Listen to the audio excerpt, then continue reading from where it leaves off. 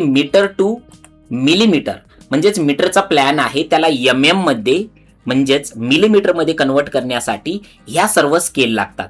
Okay, 1 मीटरला काय म्हणतोय 1000 mm असं म्हणतोय. तर यामध्ये 1000 mm मिळून 1 मीटर बनतो. ठीक आहे, आणि त्याला स्केल करण्यासाठी 1000च लागतो. ओके, तर ही स्केलचा यूज करून आपण जो मीटरचा प्लॅन आहे तो मिलीमीटर मध्ये कन्वर्ट करणार आहोत.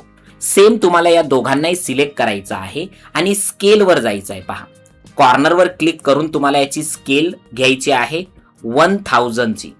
ठीक आहे, जसं 1000 एंटर केलं यामध्ये तर आता हा जो प्लॅन आहे खूप मोठा झालेला दिसेल. पहा, आपला प्लॅन तर कन्वर्ट झाला मीटर टू मिलीमीटर मध्ये, पण याचे डायमेन्शन मात्र दिसत नाहीये. यासाठी डी एंटरवर जायचंय आणि मॉडिफाय मध्ये जाऊन आपल्याला याचे टेक्स्ट जी हाईट आहे ती 180 घ्यायची आहे, जसं की याची स्केल दिलेली आहे त्या पद्धतीनंच.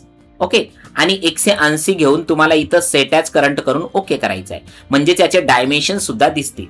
जिथं 3 मीटर होतं तिथं मिलीमीटर किती झाले 3000 झालेलं आहे, आणि जिथं 0.23 हे मीटर मध्ये होतं तर मिलीमीटर मध्ये 230 म्हणजे 230 असं झालेलं आहे.